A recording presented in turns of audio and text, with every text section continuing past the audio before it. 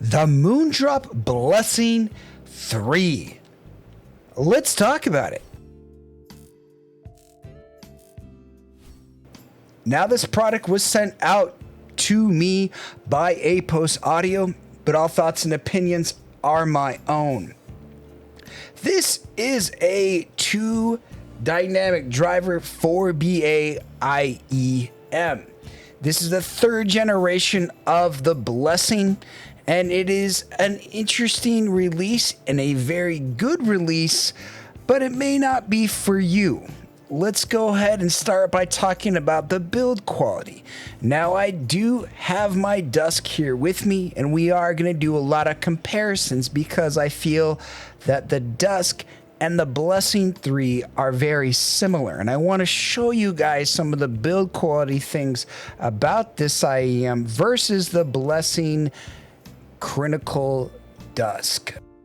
All right, on the left, you'll notice we have the Critical Dusk. On the right, we have the Blessing 3. This is the Afu Magic 1, and you'll notice that, it is a larger shell than the Afu Magic 1. It is kind of interesting, it is a little bit wider and thicker of a shell, but it is a nice overall IEM that fits well in my ear, despite it being a little bit big for some people. It is something to note, and it's something I would encourage you guys to watch out for, but it is a very comfortable shell IEM, and it's one of my favorite shell IEMs, despite it being a little bit larger than the Magic 1. Comfort is a very important thing that I want you guys to consider and think about when you buy endgame IEMs. Let's look at this IEM versus the Dusk.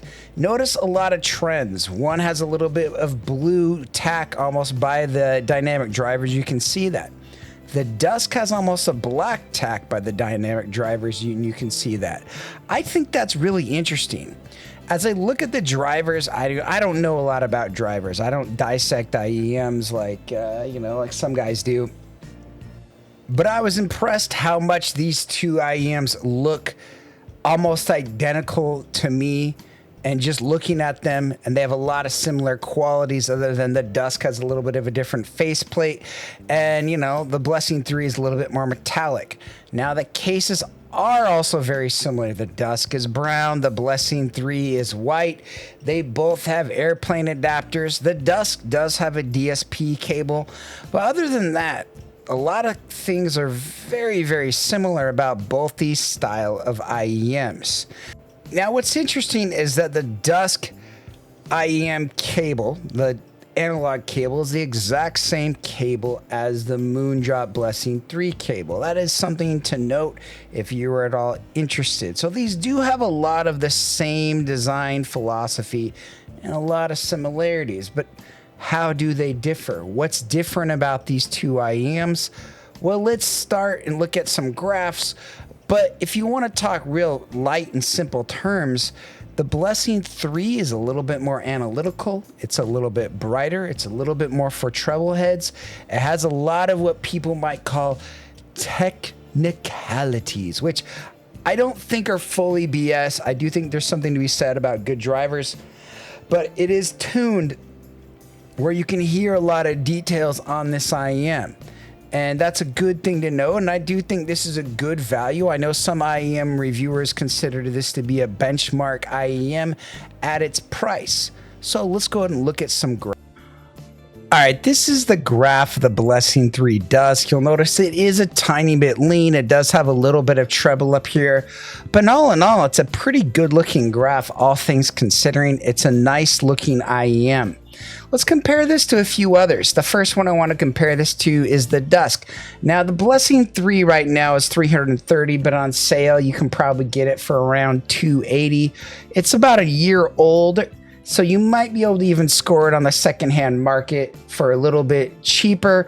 Or I know Apos will probably have a sale here pretty soon, and you might be able to score it for around $280, which is actually a pretty good deal.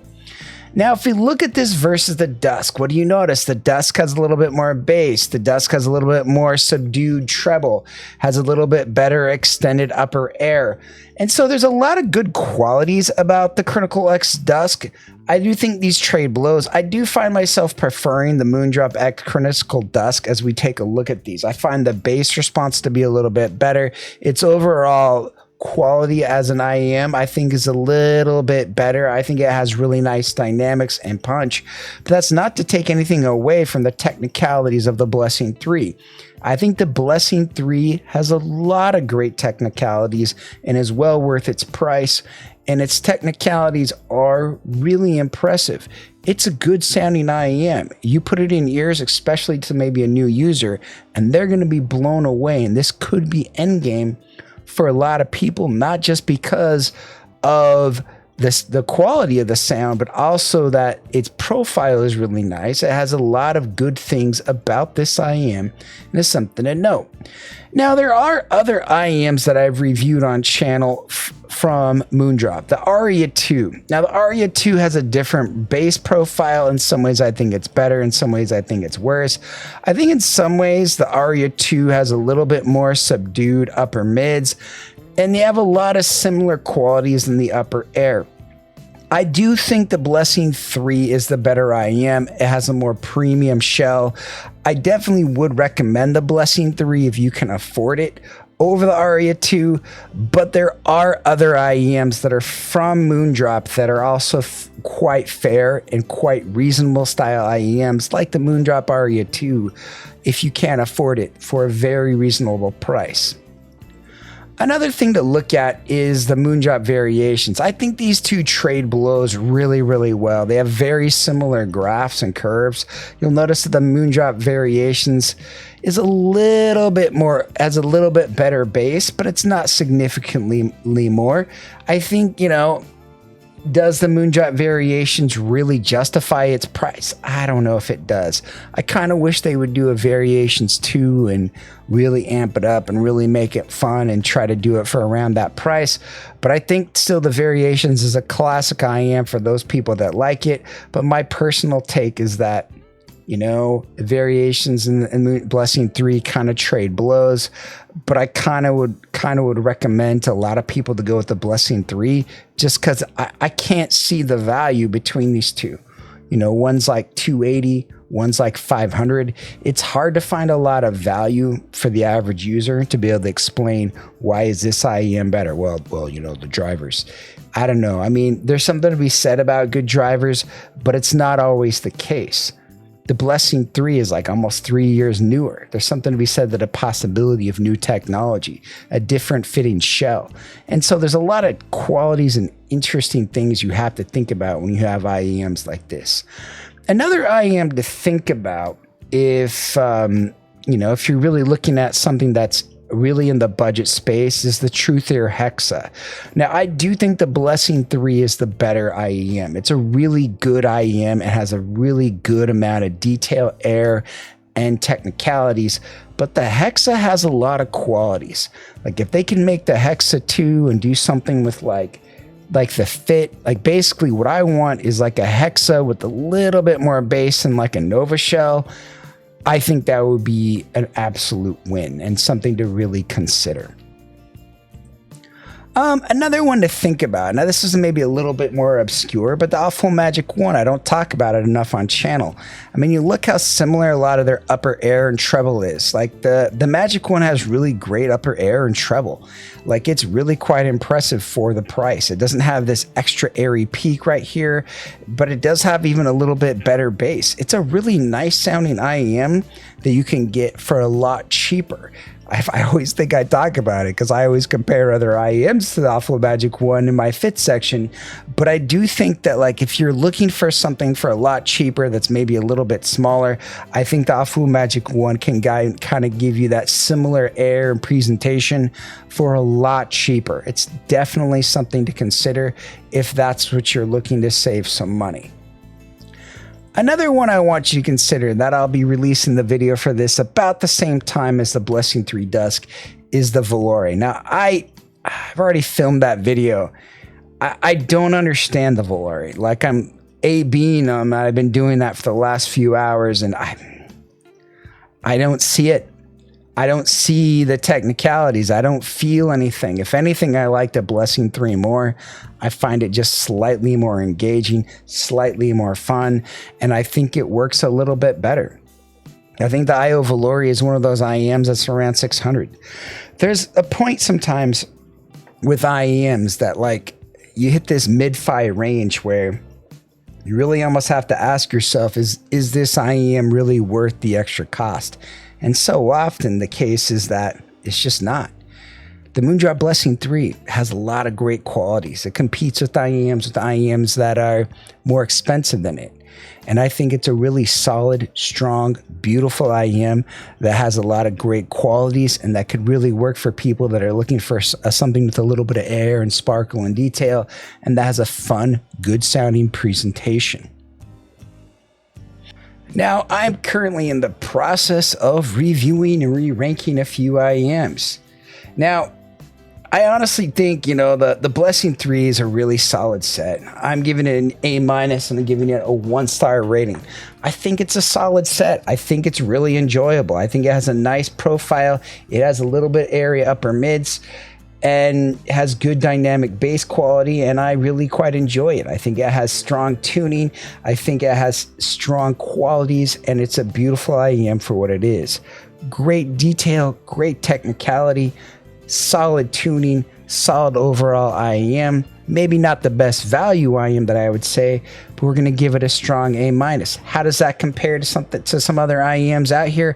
I mean, there's a couple other ones you can tell that are out here that might be a better deal. Like the Dust Analog, even though it's a little bit more, I think it's a slight bump up in air and quality. Other things like maybe the Pilgrim might be something to consider if you want to go up a little bit more. I mean, the Performer 8's another one that has really good detail and air, but you might like the Blessing 3 better, just depending on your preferences. It's hard sometimes to tell you guys exactly what you should buy. And a lot of times you have to experience them yourselves. But the Blessing 3 is one of those ones that's a lot of people have tried it. It has a great shell, a somewhat reasonable price, great technicalities, detail, and dynamics, and is something that it's hard to deny its quality in the market. So this IEM definitely gets a recommendation for me. I do think this is a solid set that could work for a lot of people. Oftentimes you hit this point where diminishing returns really start to hit. And honestly, sometimes those diminishing returns for some people and for what the tune you want might hit right around this price point. This is a strong, solid, beautiful IEM that's well packaged. I mean, the waifu's a little bit cringy depending on what you want, but this has nice packaging. It's beautiful. It has nice quality of sound. My only really complaint is that it's maybe a little bit too bright, and you guessed it. Yeah, the bass is a little bit light and the dynamics don't hit as hard as its bigger brother, the Dusk. This is kind of like for treble heads and for people that want an airy upper mids presentation, while the Dusk is for people that want a slight L-shaped tuned set. And I think that's kind of where the two sets are different. Personally, I like the Dusk better, but I do see the Blessing 3 as something that I fully love and think it's one of those sets that's easy to recommend to people that want something that's a direct upgrade to the Hexa, that can't afford the Mega 5 EST regular edition that everybody's raving about. This might be something to consider, that you could try at, say, Amazon and return, or even check it out. And there's other places that you can go. I know Apos also has a really good return policy, and I've returned stuff from them in the past. This is a fantastic IEM. I highly recommend you guys to check it out, despite it being a little bit old. I mean, it's over a year old. That's like a dinosaur in this market. Thanks for watching. If you guys have any questions, leave them in the comments below. You're still here. It's over. Go home. Go watch another IEM video.